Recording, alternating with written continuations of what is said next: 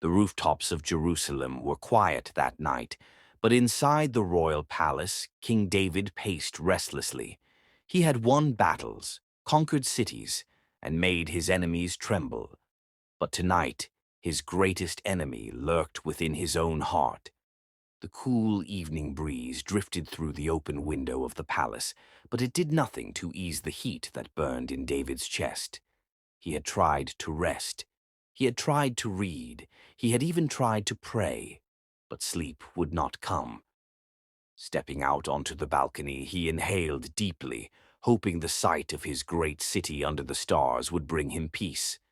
Below him, Jerusalem stretched like a sea of stone and flickering torches. The city was his, every wall, every house, every street. And then he saw her. At first it was nothing, just a shadow, a glimpse of movement on a distant rooftop. But as his eyes adjusted, his breath caught. A woman stood by a bath, the water shimmering in the moonlight. Her dark hair cascaded over her shoulders as she moved gracefully, unaware of the king's gaze. David gripped the edge of the stone railing. She was beautiful, more beautiful than any woman he had ever seen. Something in him stirred, something he hadn't felt in a long time. Not just desire, but longing. He was the king. He could have anything, anyone. And yet, as he watched her, there was a part of him, deep, quiet, insistent, that whispered, "This is wrong." He ignored it. Turning sharply, he called for a servant. "Find out who she is," he commanded. The servant hesitated for a moment, then bowed and disappeared. Minutes later, he returned. "Her name is Bathsheba," he said, his voice careful. "She is the wife of Uriah the Hittite." David felt a strange, unwelcome chill at the name. Uriah, a soldier, a loyal warrior in his army, a man who had fought for him, killed for him, bled for him. But still he did not turn away. "Bring her to me," he said. The servant's face remained expressionless, but David saw the flicker of something in his eyes. Hesitation, disapproval, but no one questioned the king. The servant left. David stood in the silence, his pulse loud in his ears. He could still stop this. He could send her away before she arrived. He could walk away from the edge of the abyss. But he did not. When Bathsheba entered the chamber, David barely heard the door close behind her. She was more stunning up close, her deep, searching eyes, her soft lips. There was surprise in her face, uncertainty. "My lord," she said, bowing slightly. David swallowed. He had rehearsed words in his mind, some pretense, some reason for summoning her, but all of it vanished. The moment stretched, charged, unspoken. No one refused the king. The night passed in a haze of passion and guilt, but as the dawn broke, reality settled heavily on David's chest. Bathsheba left before the palace awoke, her silhouette disappearing down the narrow streets. It was done. He would forget it. No one would know. But secrets have a way of unraveling. Weeks passed. The war raged on, and David returned to the routines of ruling. He convinced himself that one night meant nothing, until the letter came. "I am with child." David read the words over and over, his heart pounding. This couldn't be happening. She was pregnant.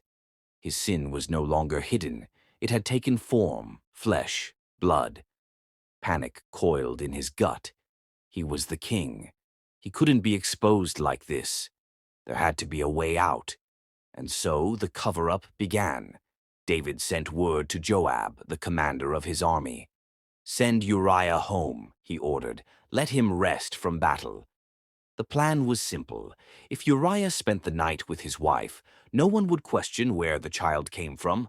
But David underestimated his soldiers' loyalty. Uriah returned, bowing before David, his face worn from war. "Go home to your wife," David said, forcing a smile. "You have served faithfully." But Uriah only shook his head. "How can I go home and lie with my wife while the ark of God and the army of Israel sleep in open fields?" David's throat tightened. Uriah would not go home, not even when David got him drunk the next night. The king's desperation grew. His secret was slipping through his fingers like sand. There was only one way left. David's hands were steady as he wrote the letter. Set Uriah at the front lines, where the battle is fiercest, then withdraw from him, so that he may be struck down and die. He folded the message and sealed it. He placed it in Uriah's own hands. The faithful soldier carried his own death sentence back to the battlefield. Days later, the news came. Uriah was dead. David exhaled. It was over. The problem was solved. No one would question Bathsheba's pregnancy now. He took her as his wife, and soon a son was born. He thought he had won, but God had seen everything. One day the prophet Nathan came to David's court. His face was grim, his eyes like fire. "I have a story to tell you, my king." David leaned forward. There were two men in a city, one rich, one poor. The rich man had flocks and herds beyond number. The poor man had only one little lamb. He loved it like a daughter. But one day the rich man took the poor man's lamb, slaughtered it, and served it to his guests. David's anger flared. "That man deserves to die," he roared. "He must pay for what he has done." Nathan's gaze did not waver. His next words struck like a blade. "You are that man." Silence crushed the room. David's mouth went dry. He felt the weight of his own sin like a mountain pressing on his chest. He had thought he had buried his secret deep, but God had unearthed it. "You have despised the word of the Lord," Nathan continued. "Because of this, the sword will never leave your house." David staggered back. His victories, his throne, his kingdom, none of it could shield him from God's judgment. David fell to his knees. "I have sinned against the Lord."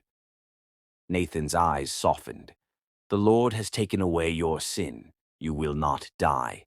But the child born to you will." And so the price was paid. The child grew ill. David fasted, wept, pleaded. But on the seventh day the baby died. David rose, washed, and went to worship. His servants were astonished. "When the child was alive, I wept," David said. "But now he is gone. I cannot bring him back, but I will go to him one day." And so David lived with the weight of his choices. He would be remembered as a man after God's own heart, but also as a man who had learned that no one, not even a king, could sin without consequence.